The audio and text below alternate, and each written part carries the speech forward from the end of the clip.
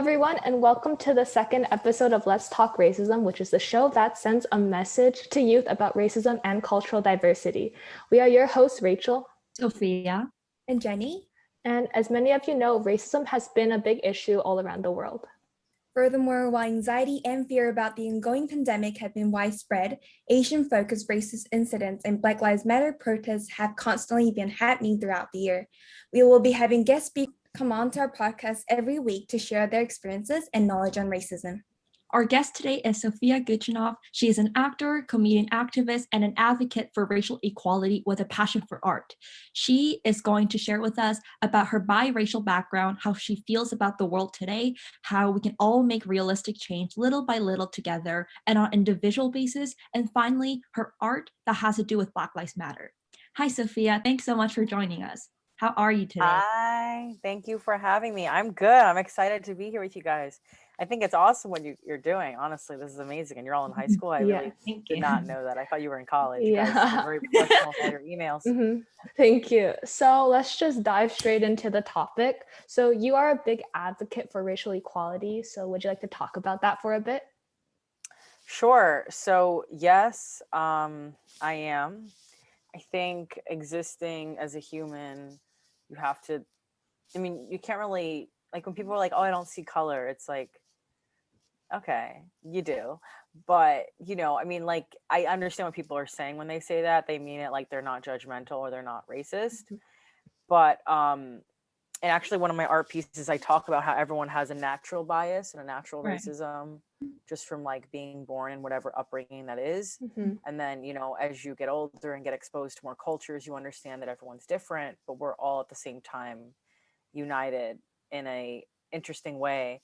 So, I'm biracial, I'm mixed, I'm half Asian, half white.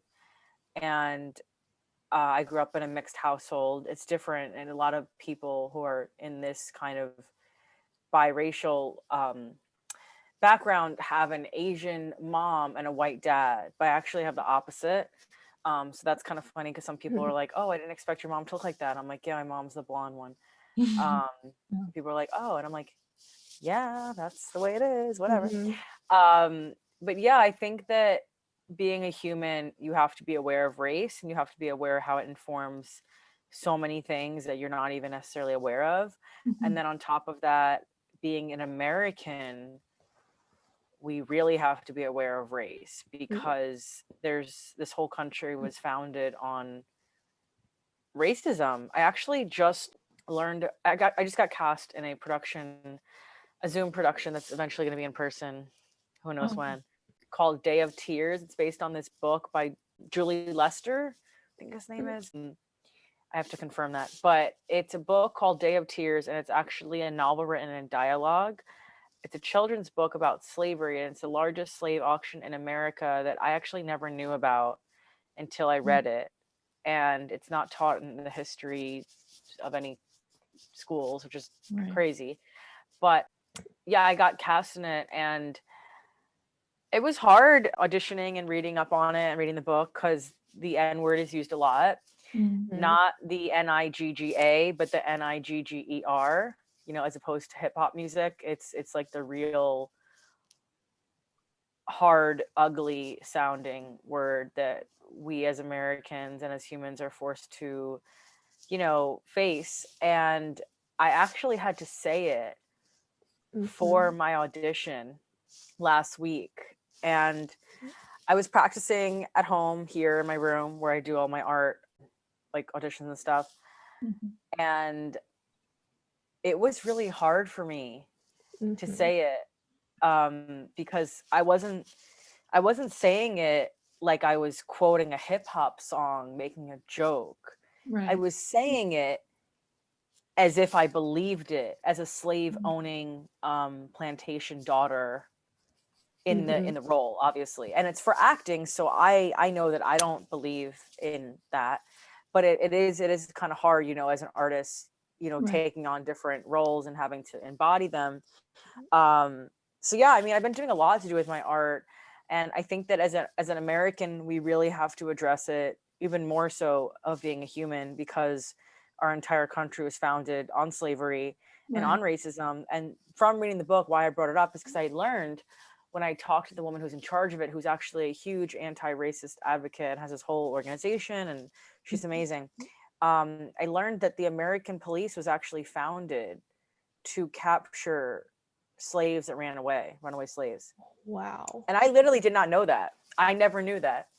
And I'm an American. I've born, raised here my whole life. I have an education. I have my bachelor's. I even did an international baccalaureate in high school, which was in, international perspective of history and English. And I never learned that. And I was like, wait, what? But it makes sense if you think about it. And it's also interesting to think about how you wonder if the racist police force, if they actually were descendants of the original founding police members who were catching the runaway slaves. Right. I actually learned AP US history. So like I learned about how the US has like been founded upon all the slavery and stuff. So yeah, I see what you're like talking about. I think Yeah, it's crazy. yeah. And I also kind of had a similar experience with like saying the N-word, because in grade 7, we were told to read a book called Underground to Canada, I believe. And the N-word was used a lot in that story, and our teacher wanted us to say it. And like our entire class was so uncomfortable with it because we knew how bad that word was.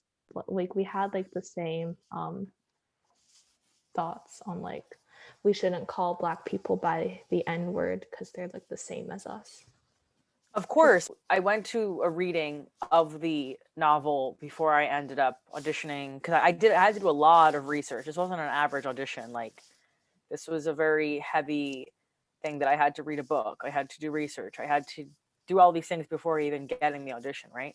Wow. Because it's not just an average thing. It's a very loaded, heavy topic. And in the reading, even after like I read it in my head and then read it aloud and then heard people reading it in the reading on Zoom, I was still like, oh my God. I was still like, oh my God, like, it's weird. And I asked a question. I was like, is there a reason why you think the author who passed away, but do you think there's a reason why he wrote this as a children's book and included that word? And we discussed it, and it honestly, you can't delete history. You can't act like things didn't happen, because it's actually one of the most important things about slavery is that word. And the idea of the C word for feminists, using it and trying to re-own it and take it as their own, and bring it, like, own it, take it back is the word. I think it's very important for us to address what happened in the past and how it informs our future. And unfortunately, how we're still living in this crazy time with these words, but not necessarily the words. The words are just words, but I mean, except when they have such, weight. But it's more interesting how, like, I feel like one of the questions you guys are going to ask her is about like sensitive topics. And I don't think it's really smart to be deleting history. I think we need to see why that history existed, why it went on for so long, why it's still happening, why we're finally addressing it, and how we can now make new content and new art that doesn't necessarily delete and act like things didn't happen, but address it in a way where it's like, that was wrong, let's learn from it. Because if we don't address things, how can we learn from them? I don't believe in sweeping things under the rug, because what's going to happen? It's just going to build up, right? Because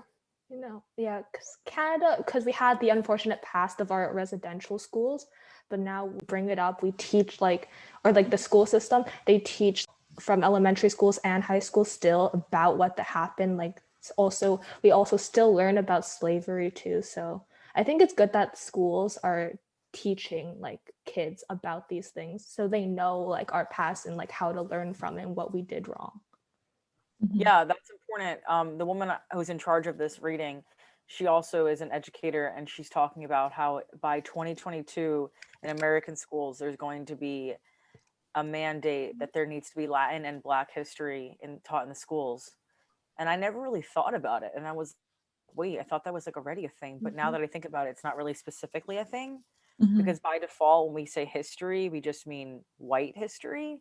Right. because I actually never knew what Juneteenth was until last year, Oh. which I feel kind of like stupid about, but I'm obviously not stupid. I just didn't learn it because the system has not taught it to me. The fact that I have to go out of my way to even learn these things, like she was talking to me, which I have literally yet to Google, which is on my list, Black Wall Street, push out, all of these terms that I'm trying to educate myself on that I was never taught in school. And I have $120,000 worth of education. You know, I have student loans. And it's like, what did I learn? I mean, I obviously learned a lot. I'm using it every day. But in terms of like what I should have been taught, why was I not taught these things? Why are they not in the school already? You know? Yeah. You just like mentioned a bit about your biracial background. So how has that affected you in any way? Wow, that's a big question. I get told all the time. I mean, I'm an actor, so there's different types. And one of the types is, you know, you could be white, black, whatever. I'm ethnically ambiguous is what they call it, or mixed race. So I can get away with playing roles that are mixed or different, you know, which is a good thing because it lets me be diverse, and it lets casting have people that aren't just looking one type. It's more inclusive. But it is interesting. People always ask me what I am, which I think is like kind of a fun question, because I'm like, oh, can you guess? And literally my whole entire life, like 3 people have ever gotten my actual ethnicity, because it's like super rare and you know, minority. But you know, I've been told, oh, you don't look white, oh, you don't look Asian, are you sure? Like, just like things where it's like, okay, for example, Halsey, the singer, Yeah. she's biracial, bipolar, and bisexual. She's all 3, which is great. But she is half black and half white. And she obviously, like, from the grand scheme of things, looks pretty white. But that doesn't mean that she's not black just because she looks white. It still means that her father is her father and her mother is her mother. And like, for me, I really don't like when people are like, oh, you don't look like this, you don't look like that. Because it's like, I don't really care what you think I look like. I still am what I am. Like, my genetics are still my genetics, regardless of how my phenotype, you know, my physical traits were expressed. So it does let people pass judgment, I feel like, more easily. They feel more entitled to, you know, tell me. Like, I was on a date once with this guy who was a Trump supporter, and I didn't know that until after the fried calamari appetizer was ordered. And he was complaining about the Chinese people in his building and how they're loud when they're like doing laundry or something. And I was like, oh, okay, but he's like, you know how they are. And I was like, I don't know how they are. Who is they anyway? And he was like, oh, you know, like Asians, Chinese. I can't wait till Trump throws them out. This is in 2016, before he even got the nomination. And I was like, actually, I don't know what you mean. I'm actually half Asian. He was like, oh, but you're not actually. You're not one of those. And I was like, what One is of that? them. Right. And it's like, I just don't understand where people come from. But it's funny because my mixedness, whatever you want to call it, has actually lent itself to allow people to show their true colors to me when they didn't know who I actually was. Right. I kind of sometimes feel like a spy. So that's kind of cool. But it's also really cool because I do feel like I am both. But at the same time, I never feel like I belong in one spot because I can never check a box. There's never a box for like mixed, more than one race. It's always black, white, non-Hispanic, you know, whatever. They don't even have a category for Arabic or Native American, which I feel like they're changing. It's taking a very long time for whatever reason. But yeah, I don't feel like I ever like really truly belong in one or the other, because like if I go to like the Buddhist temple with my dad, I'm not fully like, I mean, I'm accepted, right? Like people are happy to see me because it's a community, but at the same time, I'm not looked at as a normal person, typical. And then like in the white side of my family, they're always like, oh, your hair is so dark, like, because it's like they're blonde and like redheads. I'm just like, hey, what's up? So it is interesting. I'm always like in between states. And my friend and I have a joke who's half Brazilian, half Ukrainian. We call it hashtag mixed problems. Just like, you know, like if I go to like a Chinese restaurant with my dad, only I'll be treated nicer. And if I go with my mom, just like treated like normal, I guess you could say. So it is interesting. It is definitely interesting. It has definitely informed my life, and it definitely makes me think about how, not that I sympathize or empathize more with people who have racial differences or different struggles, but I try to really see both sides of things in my life. Right. I really try to like see both sides, because my whole life has been me seeing both sides. Even with religion, my mom is Catholic and my dad is Buddhist. So yeah, I'm always like in between things, I feel like. But I do have a very strong moral compass of knowing what's right and what's wrong, you know. And I really do believe that if people grow up in a household where maybe they're taught that like certain people are wrong, like, oh, these people are bad because they're this color, I do think that people should be in touch with their intuition and should recognize in their gut that no, these are still humans. We should treat them with love and kindness and respect. And it's like some people can blame their upbringing for so long, but then when's the time where it's like, okay, you're an adult now, you should know better, you know? Yeah. So Like the choice to be ignorant is different than just blaming it on your parents or whatever. Right. Okay, thank you. So on to the next question. Do you have any advice on youths that are like dealing with racism personally, that are like going to be watching this show? Youth people, young people? Yeah. I mean, it's hard to give someone advice about their own struggles, and I really don't think anyone should be arguing about someone's struggle being more than the other ones, which I think has been a Right. problem in the past few recent years, about like, oh, well, I went through this, I went through that, and it's like, okay, that's great, I'm sorry you went through that, but we can't compete with someone else's struggle. So I don't think it's right to try to like one up people when it comes to that. Like, I definitely can't relate to being related to a slave, Right. or, you know, growing up on a plantation or anything like that. But I can relate to feeling different because of how I look or how my parents look. And I feel like everyone in some way can relate to that, whether it's their sexual orientation, their race, their gender, you know, their religion, their weight, however they were made fun of.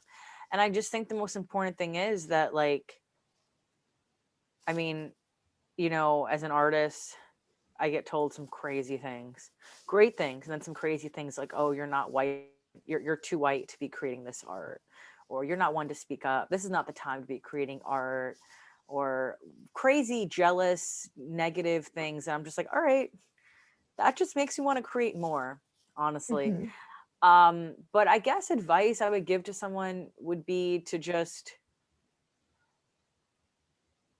I don't know if I can really give advice. I mean, it's hard. It's like, you never know what someone's dealing with, and at the same time, words are words, but they still hurt. And I just think it's important to try to take care of yourself.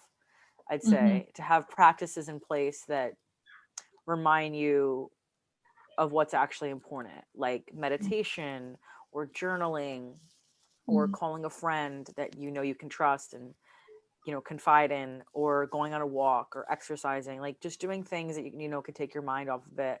For example, in like in science and psychology, which I studied in school besides acting, there is the idea of the 90-second rule, which is that when something happens to you, like you get cut off in traffic, or someone like flips you off on the road, or goes in front of you, or bumps into you, or something happens that's totally like not positive, gets your adrenaline going, your fight or flight response is up there, cortisol levels are heightened, you have 90 seconds to let the feelings run through you, right? Like, oh my God, this guy just tried to steal my bag, you know, whatever it is. And then after those 90 seconds, you have the, you know, cognitive conscious choice to say, am I gonna let this go, or am I going to carry this throughout my day and talk about it and tell my friends what happened and be negative and, you know, let it ruin my day? And I think it's important to just remember that these people who are not loving themselves enough to be at peace with their own existence, who want to bring others down because of their race, their weight, their gender, their ethnicity, their sexual orientation, you know, it's not worth the energy to try to tell them off, or to you know, kill an eye for makes the world blind, like Gandhi said. You know, I just think it's important to just remember, like, there's a time and a place to get upset, and there's also, you know, times when you're just fed up and you're like, okay, I'm angry, you know, and that's normal too. But to try and take care of yourself, I think, is important, you know, and put in positive self-care practices, honestly, you know. Yeah. Yeah. I So don't know if any of you guys can relate to that. What if you have any practices that you guys do if you get upset or you're facing a problem? Well, I kind of just Perhaps. talk to my friends about it. Yeah, that's a good Just one. to get it out first, my frustration. Right. And afterwards, then I kind of just like rethink about the situation and then kind of just calm myself down. And then I kind of just forget about it because I don't need to have that negative energy. Yeah. So, yeah. for me personally, I kind of like think for myself for a bit, and then yeah, I would sometimes call my friends. But if I want some time on my own, I would just like listen to music and like try to calm myself down more, and then even like talk to my parents because they also like support me a lot if I'm That's struggling great. mentally. But then afterwards, yeah, I try to forget about things that are unnecessary to like just keep putting all my like energy on. Like I don't need to spend so much time and like energy to think about those issues that are not going to help me. Yeah. Right. Yeah, I usually talk to my siblings and my parents a lot. They're all so supportive, and I just don't really like to hold on to them for such a long time. It's not about me like anyway. So yeah, I usually talk to my siblings a lot. They really helps me a lot. They're really supportive. So yeah. I'm reading a book right now. It's all about how we're all connected. It's very spiritual. It's called A Course in Miracles, and it's very intense and it's very long. And I'm in a book club and everything because it's a lot to take in. And one of the things we're learning is about forgiveness, which is actually really hard to do, I think, at least for me, because, you know, it's all about your ego and wanting to be right and how you have to like get rid of that, right? And one of the reasons why we have these problems, in my opinion, is because people are just so out of touch with like their core human selves, how we're like so interconnected, but like they create these divides of race or whatever it is, and they want to be right, so they'll fight for their white supremacy rights or whatever it is. And you know, it's really healthy to forgive people, which is like really hard, but it's healthy because you don't harness that negativity and that anger and resentment, which can cause, you know, health problems, of course. So. I totally agree. We know that you've created some amazing artworks on Black Lives Matter. Would you be able to share your artwork with our audience, because they're just amazing? Sure. Oh my God, thank you. Yeah, so I in college I did a capstone for my like, you know, final project about Islamophobia and how it's a problem here in, you know, America, especially with Trump being the president for 4 years. And I was motivated by Yoko Ono's cut piece, which was made at the MoMA before she was famous, before she married John Lennon. And I dressed as the dying Statue of Liberty to show how, like, you know, I don't know what is happening to this country and what we stand for with everything that's going on. And I decided to bring back the costume last year in 2020 to make some art. So when George Floyd was killed, I think it was 8 minutes and 47 seconds, if I'm not mistaken. Right? I think it was that time that he was, you know, with the officer's knee on his neck. But I decided I would create some performance art. So I dressed as the dying Statue of Liberty, went on my roof, took a video, and just stared at the camera for the full time with these white contacts in that literally make my eyes water and like red. But I was trying to make a statement saying that like this is what's happening when people keep getting killed because of their race, because they just exist and they're just living and they happen to be one color and not the color that people think is right, which is not white, because no color is right. We're all beautiful in our own way. And difference is, you know, should be celebrated and is positive and is healthy for like, you know, biodiversity. But yeah, I did that first, and then I took a photo of it and I submitted it to the Hudson Guild here at Chelsea. It's like a community arts center, and it was showcased in the summer, part of this project called the Breathe Project, all about, you know, BLM, which is great because it's like the Breathe Project, you know, I can't breathe idea. So I have that. I have that on YouTube and on my Instagram, the video, and then I have the photo. And I also decided, I kind of happened overnight, to be honest, the one idea I had about just like I'm into like some symbolism, and I was just thinking about like, you know, where the country was founded on, you know, before slavery, it was founded on stealing from the Native Americans who were here first, right? The natives.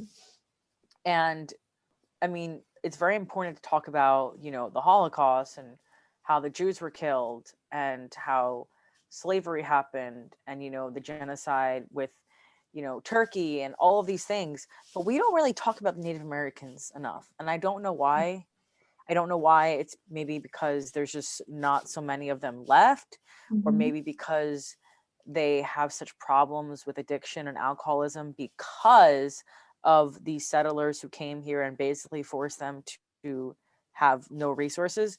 But I wanted to address that in tandem with the BLM movement, because any inequality is inequality and is bad, in my opinion. Black lives, of course, matter. And I really do believe that until all Black lives matter, not just light-skinned Black lives mattering, then no, not all Black lives can matter, right? Like we need to make sure that everyone matters in the grand scheme of being Black. And then on top of that, everyone who is of a different ethnicity that's not white also matters. But we have to first address how the plight of the African Americans in this country is so bad with what happened in history. And it's like, yeah, of course everyone matters, but it's like, but who's the one who's getting the worst of it, you know? Like, so the argument of like, oh, all lives matter, that's just a bunch of bullshit in my opinion. So I tried to combine the Native American struggle with the dream catcher, because a dream catcher is, you know, a symbol of, you know, your dreams coming true, having negative nightmares get caught in there and not going into your mind. And the natives have a lot of really amazing spiritual practices that like the new age of like hippieism and shamanism, all that, try to adopt, but it basically all comes from Native Americans. And my ethnicity, my dad is Mongolian. And Mongolians and Native Americans are actually tied because of the way history goes. So I'm directly related to Native Americans. So I feel connected, obviously, with that too. And I was just thinking about Martin Luther King, his speech, I Have a Dream. Yes. And it's like, where is that dream? Yes, it's happened on a small scale, but it should have happened. It should be happening at a larger scale by now. It's been so many years. And I was thinking about like Obama and how he was the first Black president, whose picture is right here in my room, who really had a profound impact on my life, because when I was in 8th grade, we lost our house in the financial crisis. And, you know, like, if it wasn't for Obama, I wouldn't have had health insurance in college. Like, he's helped me personally. And Trump has literally personally victimized me with my taxes. That's another story. But I was just thinking about like Obama's campaign of change and it being pop art, and, you know, like, you know, I have change, I have a dream, all these things. So I combined the picture of Martin Luther King with the word dream in the pop art version of Obama's campaign. I have a black dream catcher. I got a black dream catcher on purpose, black to symbolize Black lives. And then I put the actual costume on this board, this wooden board that normally would go on like a place where you would hang up bills or like advertisements here in New York in the city. So I literally put the crown and I nailed it there. I nailed it on purpose to symbolize, it's a lot of symbolism. I nailed it on purpose to the wood to symbolize like the crucifixion of Jesus, because he died and he was like an innocent man. Whether we believe in Christianity or not, Jesus was a real person, and we have to remember that. And I also don't really understand why we try to believe that Jesus was a white man from Jerusalem. I don't understand where this idea came from. Literally makes no sense. Like, I don't get that at all. But we don't really see enough Black Jesuses or different Jesuses. And like, you know, Christianity is a religion that exists throughout the whole world. Yet, like, even in Asian cultures, like, they have white Jesuses. And I'm like, yo, what's up with that? Like, I don't get it. So I showed a Black Jesus. And then I was thinking about justice and Lady Justice being a representation of justice, and how Lady Justice is always this blonde white woman. And I'm like, everything is so white centered and Western centered. So I have a Black Lady Justice. I have a Black Jesus. And then I was thinking about the children, how children are really important. And if we raise our children to believe that equality exists between all races, because I mean, there's been studies done with kids, like kids are not racist until they're taught racism. Like, you don't really teach kids love. They know that inherently when they're born. Humans know that. But then when you like are like, oh no, they're bad because they're this color, then they're going to believe it. Obviously they don't know better until later, hopefully. So I included different Madonnas and babies, like to represent like the Virgin Mary and the children, to show how we need to protect our children and raise them with equal values and virtues, so they understand as an adult how to treat people. Because, you know, these problems stem from the upbringing of these, you know, generations of racist ideologies. And I show different countries. I have a Russian, a Mexican, an Asian, a Black, a Native American, women with their children. And then I have the Pieta, which is the famous, you know, one from Rome, the Vatican. And I was just thinking about how, like, you know, these Black children are criminalized from such a young age, and they're treated as adults instead of juveniles, and the handcuffs, and how like the modern day slavery right now is sending people to jail because they're Black and arresting them, and the crimes like stop and frisk, all of that, right?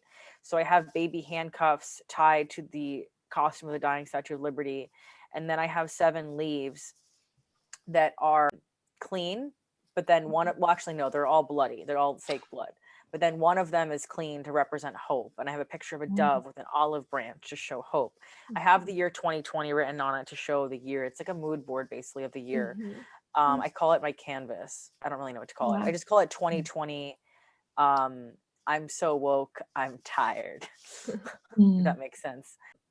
And yeah, I have that there. And then I also have a picture of like the grand scheme of the universe, and then a picture of your neuron, which is your brain cell, to show how they're really similar. It looks like a tree, kind of like how the universe looks like a tree, and how like we affect how we influence the world, and we're creating the world, but we have to be sure that we're actually creating the world the way we want it to be, instead of having like massacres and deaths and racism. So it's very deep, it's very loaded. I'm actually in the process of selling it, and it is all on a bloody American flag, which is what I used in the protest, and it says BLM as well. It's one of my pieces. Yeah, So I've seen a lot of your other ones because I looked at your YouTube Thank you channel so much. too. So I was curious. I was like, let's see what other artwork. It was really cool because before the pandemic, I took a lot of art classes because I really like to draw, and then but like I've never done like a bunch of like, because I'm not good with makeup, and you use your like face too with like the Statue of Liberty things, or more like I'm like kind of just like sketching a bit. So I think like you're a really good artist because I can't do what you can do. Oh my God, thank you. But you can do what you can do, and that's what matters. Thank you. You know? Yeah. Of course. I actually never really created art like this until the pandemic. Mm-hmm. I completed this book called The Artist's Way, which is 12 weeks. It's very long, but it's very amazing and intense, and I recommend everyone to do it. And you get back to your most artistic self. And yeah, it was great. But I you know, I don't really consider myself like a sketch drawer or like a painter, more like found object type, like more like how Jeff Koons is like a kind of artist that it's a conceptual artist is what I'm trying to say. So I was thinking about, there's this thing about like postmodern and like avant-garde. Marcel Duchamp, which I'm saying wrong because I'm not French, he has a piece called Fountain, and it's literally a toilet. And it was like showcased in these museums, but the idea is that it's like the meaning behind it is artistic, but it's kind of funny. It's like, oh, I could have done that, but the question is, did you do it? The answer is no. So you didn't create the art, so don't be mad at artists who actually do things that might seem ordinary, because it's the mindset behind it. So this is not my, these are not my images. Like, you know, I credited all the images of where I got them from on the YouTube and on the, you know, the piece, but it's the ideas and the objects and all the meaning behind it. So yeah, thank you so much. You're welcome. Well, thank you to you for coming onto our podcast, and we had like such a great time just talking to you about your biracial background, racism, and your amazing artwork on Black Lives Matter. And if anyone else would like to just check out Sophia's Instagram page and see more of her artwork, we will link it down below. One thing, I do have a voiceover that I recorded explaining this art piece that I just explained to you, but I'm not explaining it like I explained it. I have a whole like kind of slam poetry type thing that I made. It's long, it's almost 9 minutes. And that is connected to my YouTube if you want to check it out. Yes. Great, yeah. We'll link that also, in our description box. Thank you so much, ladies. You're so welcome. Thank you for you to coming. Yeah, so stay tuned for next week's podcast episode, and we have another special guest joining us and sharing their experiences with racism. But as always, let's keep the conversation going. Thank you. Thank you.